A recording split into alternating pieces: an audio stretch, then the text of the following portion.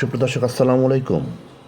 ঢাকা টাঙ্গাইল যমুনা সেতু মহাসড়কে চলন্ত বাসে ডাকাতি ও শ্লীলতাহানির ঘটনায় 3 ডাকাতকে গ্রেপ্তার করেছে পুলিশ। পুলিশ জানায়, ডাকাতের কাছ থেকে যাত্রীদের লুট হওয়া নগদ টাকা, স্বর্ণালংকার ও 19টি মোবাইল ফোন উদ্ধার করা হয়েছে।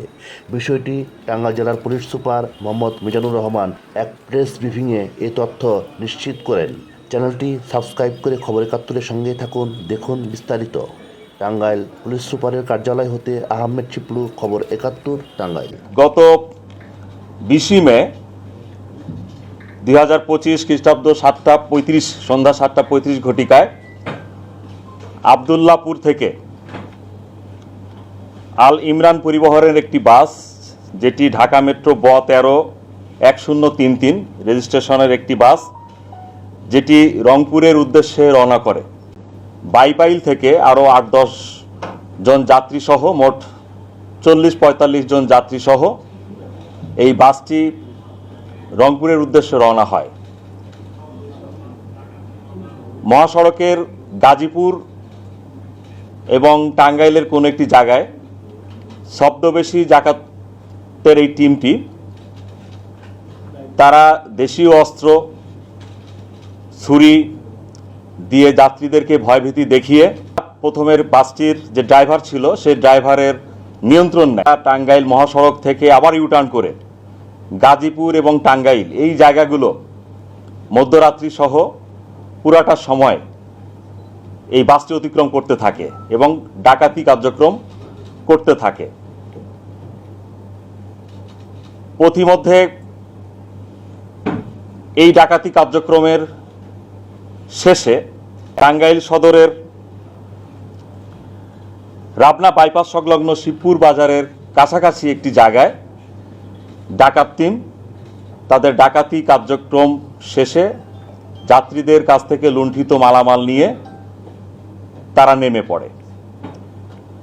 তো ডাকাতি কার্যক্রমের এই ঘটনাটি সংগঠন শেষে আমাদের সদর থানার মোবাইল টিম প্রথমে জানতে পারে যে এরূপ একটি কার্যক্রম সম্পাদিত হয়েছে, এবং আমরা অতি দ্রুততম সময়ের ভিতরে সকল যাত্রীদের সাথে আমরা কথা বলি এবং আমি এবং আমাদের অফিসার সবাই এই ঘটনাটি অত্যন্ত সিরিয়াসলি নেই।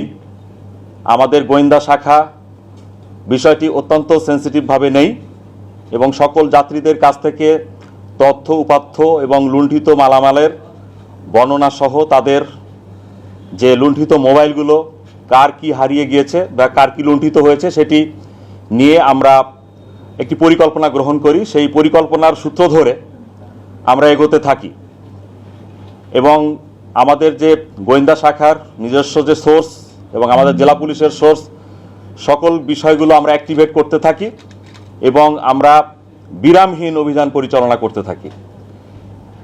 এক্ষেত্রে আমাদের টাঙ্গাইল জেলা পুলিশের টিম, সদর থানার টিম সহ আমরা সবাই এই ঘটনাটির পিছনে লেগে থাকি এবং আপনারা জানেন যে এই ঘটনা ঘটার পরপরই আপনাদের মাধ্যমে এটি দেশব্যাপী একটি চাঞ্চল্য সৃষ্টি করে এবং আমরা খুব দ্রুততম সময়ের ভিতরে টাঙ্গাইল জেলার ডিবি পুলিশের টিম এই ঘটনার সাথে জড়িত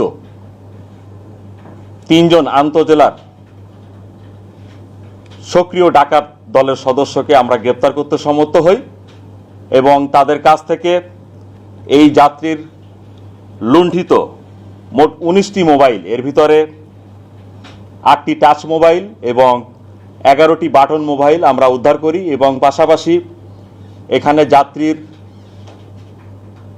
যে কর্মস্থলের একটি আইডি কার্ড এবং যাত্রীদের কাছ থেকে লুণ্ঠনকৃত একটি ব্যাগও উদ্ধার করা হয় এবং সার্বিক পর্যালোচনায় পুরা বিষয়টি উঠে আসে এবং এখানে সিরাজগঞ্জের একটি আন্তজেলা ডাকাত দলের সক্রিয় সদস্য এবং আরও কিছু সদস্য এই ঘটনাটি ঘটিয়েছে। তো আমরা টাঙ্গাইল জেলা পুলিশ আপনাদের মাধ্যমে দেশবাসীকে জানাতে চাই যে আমাদের খুব দ্রুত বিষয়গুলো আমরা কাজ করি এবং আমাদের টিমগুলো অ্যাক্টিভেট করার মাধ্যমে এই চাঞ্চল্যকর বাস ডাকাতির যে ঘটনাটি ঘটলো এটির পুরো ঘটনাটি খুব দ্রুততম সময়ের ভিতরে আমরা রহস্য উদ্ঘাটন করলাম এবং লুণ্ঠিত মালামাল উদ্ধার করলাম এবং 3 জন সক্রিয় ডাকাত দলের সদস্যকেও গ্রেপ্তার করলাম। এই ঘটনার সাথে আরও কয়েকজন ডাকাত জড়িত আছে এবং আমরা ইতোমধ্যে তাদের নাম পেয়েছি।